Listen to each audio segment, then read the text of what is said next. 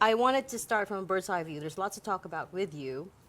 And that is that, first of all, sea light, for those who don't know, is part of, as I just said, is part of the Gordian Knot Center for National Security Innovation at Stanford University. Yep.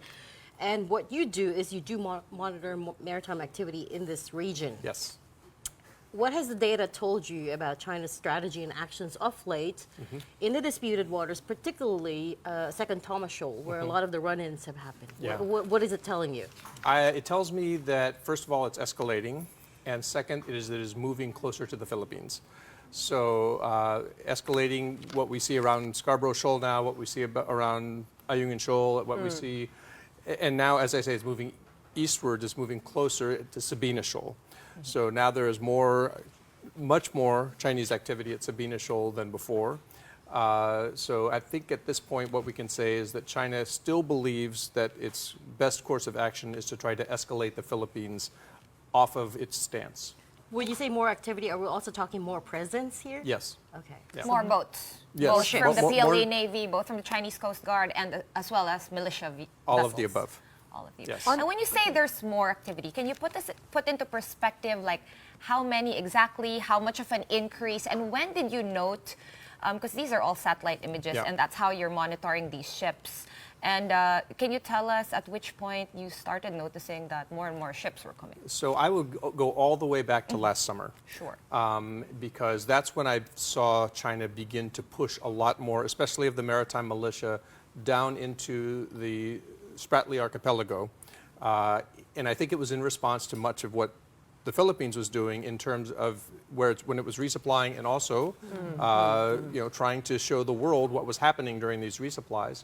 And so the 5th of August, during that particular resupply, that was the first time that the water cannon was used against a resupply mission. And that was after China had already pushed a lot of those ships down into the southern part of the West Philippine Sea. But then recently, I've seen the escalation, first of all, I'd say within the last month and a half or so, the escalation by Scarborough Shoal, and then even more recently by Sabina Shoal. On the regular, is there a number of, I mean, do you have a range Yeah. of number So of ships? it's always a little difficult to count because not all ships broadcast, the automatic information system broadcasts that they're supposed to, Yes. and then some are actually of a size that they don't have to, so they don't. So this makes it a little tough. At any given time, I would say up at Scarborough Shoal, we're probably upwards of, say, 10 to a dozen ships patrolling between, and right now it's even elevated more because we just started a major rotation. So usually what happens is additional ships come in, they overlap for a few days, and then some go home. And so I think we're right in the middle of one of those. Sabina Shoal is an interesting case because traditionally China has posted numbers of what we call rafted vessels. So they tie themselves together, and these vessels are they're fishing boats, they never fish.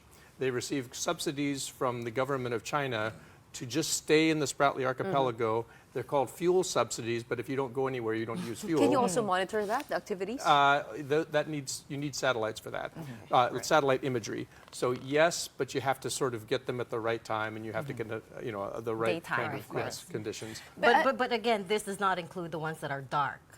So the ones that are dark you can get overhead. If you so in other words, the picture doesn't lie.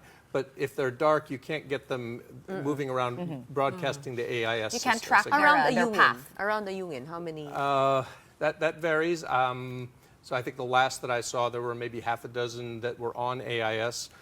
But Chinese Maritime Militia or Coast Guard? Or Navy? both. Mostly I see the militia. Many of the Coast Guard run dark.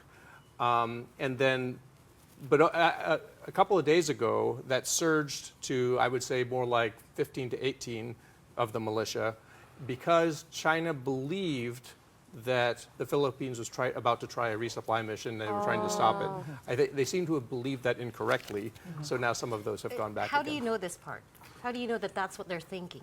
Because so they have mouthpieces on the internet that speculate. And so for one of these, it's called the South China Sea Probing Initiative.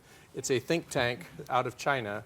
And they will put out messages, and they actually did put out a message saying, it seems that the Philippines is preparing to make a resupply mission. Okay. But I saw no Philippine Coast Guard ships moving. I saw nothing moving.